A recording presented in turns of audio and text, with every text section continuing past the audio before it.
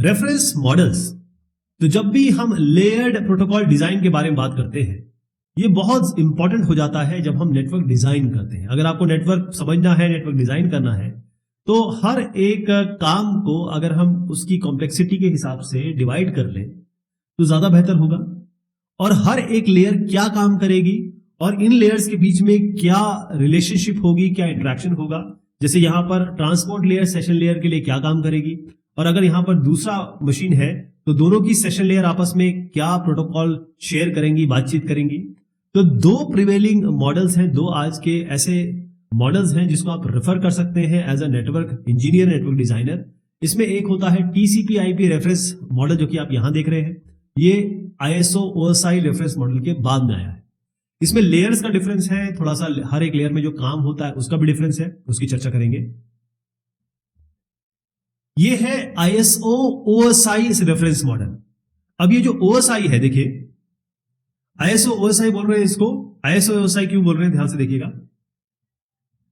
क्योंकि ये जो ओएसआई मॉडल है ये आया था, आईएसओ ने रिकमेंडेशन दी थी, यानी कि इंटरनेशनल स्टैंडर्ड ऑर्गेनाइजेशन, इसके बारे में बताऊंगा मैं भी आपको, ये स्टैंडर्ड्स बनाती है। तो इन्होंने कहा कि इतने सारे प्रोटोकॉल्स हो गए हैं, इतनी सारी चीजें हो गई हैं, इसको स्टैंडर्डाइज करने की जरूरत है ताकि हर आदमी को पता रहे कहां क्या हो रहा है, हर एक लेयर्स क्या करेंगे।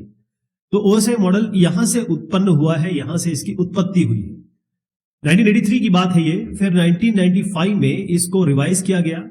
अब आप जानेंगे कि आईएसओ ओएसआई क्यों कहते हैं इसको। बेसिकली इसका नाम है ओपन सिस्टम इंटरकनेक्शन। क्या कहेंगे, ओपन सिस्टम इंटरकनेक्शन। आईएसओ इसलिए आया है क्योंकि इसको प्रपोज किया था इंटरनेशनल स्टैंडर्ड ऑर्गेनाइजेशन ने। अब ये जो मॉडल है इसका नाम ओपन सिस्टम इंटरकनेक्शन इसलिए किया गया कि एक नेटवर्क 1 है, ये नेटवर्क 2 है, और दोनों ही ओपन है कि हम कनेक्शन चाहते हैं, हम बाकी लोगों से, बाकी नेटवर्क से जुड़ना चाहते हैं, यानी कि they are open to connect. तो इनका कनेक्शन कैसे होगा या ये क्या क्या फॉलो करेंगे, उसके लिए ये आईएसओ ओएसआई लेयर आया।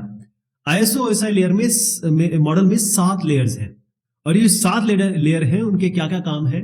देखिए हर एक लेयर जो बनाई गई तो उसका कोई ना कोई काम होगा या काम होता है।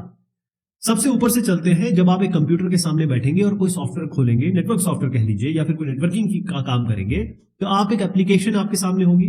तो यूजर इंटरफेस ये एप्लीकेशन लेयर कहलाती है, जहां से आप इंटरेक्शन शुरू करेंगे।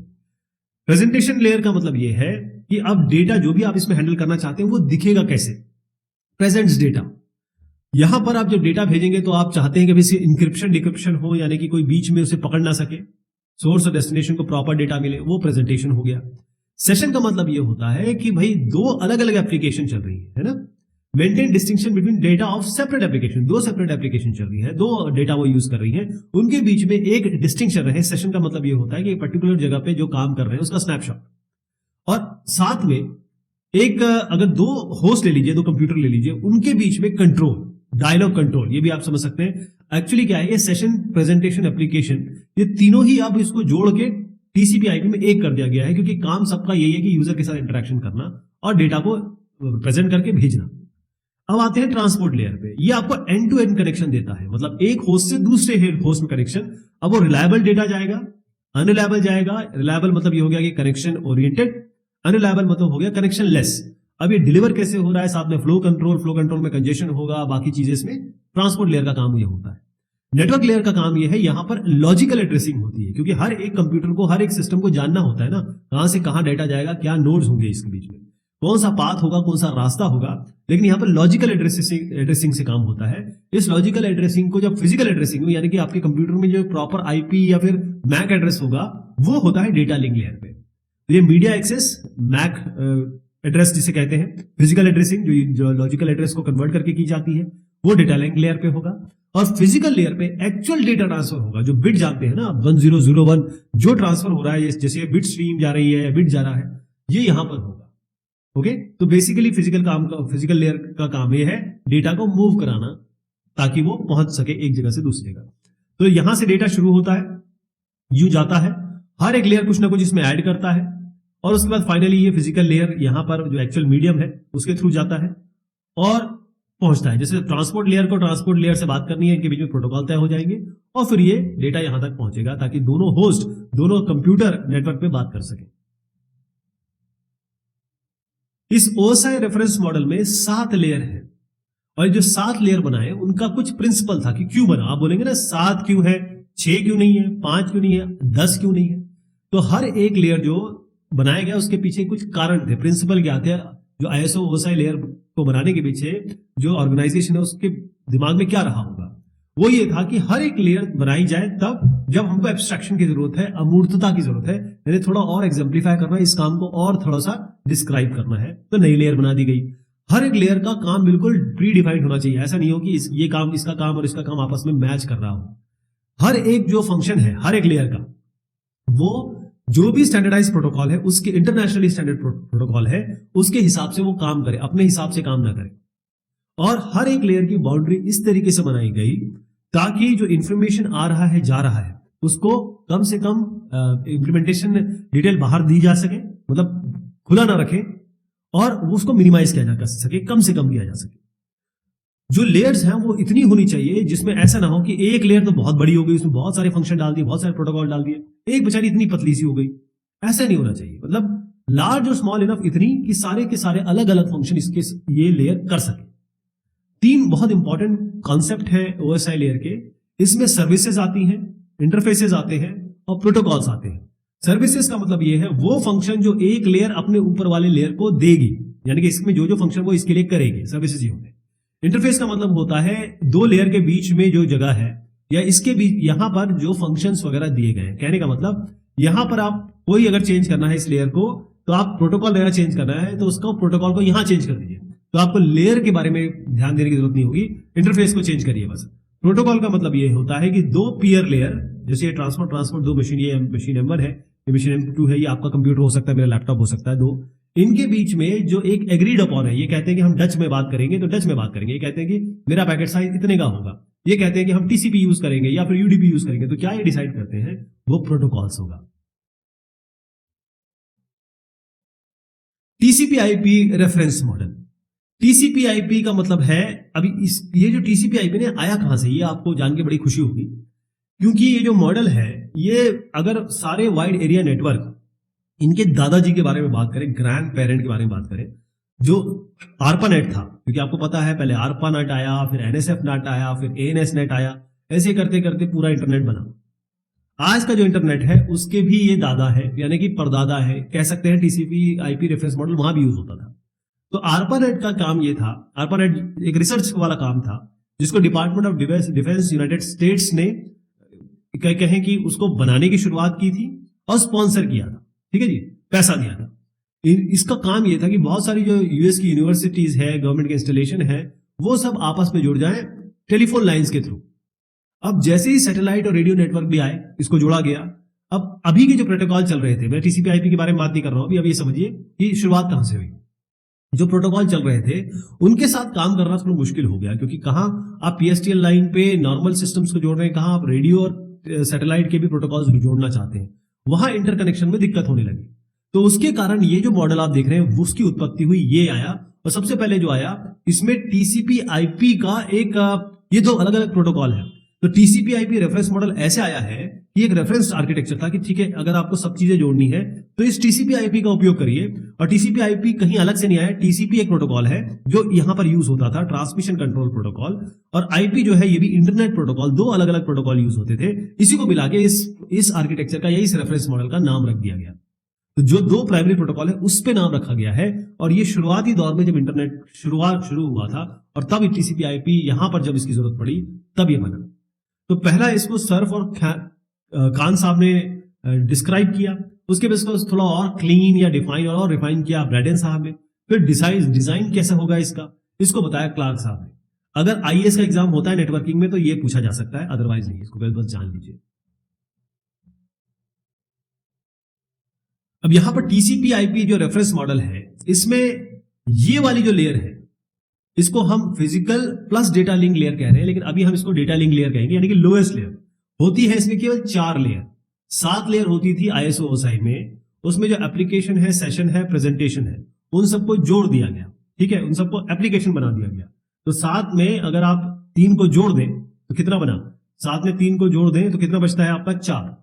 तो ये जो 3 को जोड़ा ना, ये 1 हो गया, यानी ये 1 लेयर हो गई। और बाकी फिर 3 बची, तो इसको मिला के 1 और 3 4 बनता है, ऐसे लेयर बनती है इसमें। तो बेसिकली वो 3 लेयर को जोड़ दिया गया ISO/SI के और एप्लीकेशन कह दिया गया, क्योंकि काम भी उनका वही था। अब DoD की एक रिक्वायरमेंट थी कि भाई कोल्ड वॉर चल रहा था उस जमाने में, अगर ऐसा हो गया कि भाई हम यहां से यहां तक नेटवर्क में बात कर रहे हैं और बीच में कोई नोड है और इसको किसी तरीके से ब्रेक कर दिया गया, तोड़ दिया गया, इसको तबाह कर दिया गया, तो हम बात कैसे करेंगे? तो वहीं पर बात आई कि भाई देखो ऐसा है कि अलग अलग पाथ होते हैं, यहां से पैकेट भेजा जाए और पैकेट को ऐसा भेजा जाए कि अगर कोई लिंक ब्रेक भी हो जाए तो भी ये दूसरी लिंक से डेटा पहुंच जाए। इसको पैकेट स्विचिंग नेटवर्क कहते हैं। और कनेक्शन अगर हम स्थापित कर ले और कनेक्शन ब्रेक हो जाए तो बड़ी दिक्कत हो जाएगी। तो ये इस पैकेट्स को ऐसा भेजा जाए कि कनेक्शन लेस हो, यानी कि कोई पहले से कनेक्शन स्थापित करने की या परमानेंट कनेक्शन स्थापित करने की आवश्यकता ना हो। यही से शुरुआत हुई। इसमें जो लोएस्ट लेयर आप जो देख रहे हैं इसको हम लिंक लेयर कहेंगे। ये बताता है कि कौन सा लिंक, मतलब लिंक जो हो गए जैसे सीरियल लिंक हो गए या फिर कोई क्लासिकल इथरनेट ही ले लीजिए आप, इनको क्या करना है, ताकि इनका काम बताता है लिंक लेयर कि भाई क्या इन लेयर को करना है, इथरनेट को क्या करना है, सीरियल लाइन को क्या करना है, ताकि ये कनेक्शन लेस काम हो सके। जो मैंने आपको बताया पैकेट स्विचिंग का कनेक्शन लेस काम हो सके, वो ये बताता है लिंक लेयर कि आपको करना क्या है। जो अलग अलग कम्युनिकेशन की लिंक्स होगी, फिजिकल मीडियम की लिंक होंगी, उनको करना क्या है। ध्यान रखिए अगर इसका काम यही है तो लिंक लेयर कोई लेयर नहीं है, ये एक तरीके से होस्ट और ट्रांसमिशन लिंक के बीच में इंटरफेस है। यानी होस्ट मतलब हो गया कंप्यूटर्स, ट्रांसमिशन लिंक हो गई यानी कि आपका कोएक्सियल केबल हो गई या फाइबर लिंक केबल हो गई, जो भी है, जो भी कम्युनिकेशन मीडियम या फिर वायरलेस मीडियम, इनके बीच में एक इंटरफेस है। तो ये लिंक लेयर एक लेयर नहीं है बल्कि एक इंटरफेस है। TCP/IP रेफरेंस मॉडल में जो इंटरनेट लेयर है यानी कि ये वाली लेयर है, इसका काम क्या है? इसका काम यह है कि जो IP पैकेट्स हैं, IP के जो पैकेट्स हैं, उनको वहां भेजना जहां इनको जाना चाहिए, जहां इनको भेजा गया है। इसको समझने के लिए एक स्नेल या मेल सिस्टम देखिए। स्नेल या मेल सिस्टम का मतलब यह है कि एक बंदे ने क्या किया, वो करता क्या है, उसके पास बहुत सारे लेटर्स हैं। ये लेटर्स नहीं है बल्कि पैकेट समझ लीजिए, इसमें नेटवर्किंग की भाषा में।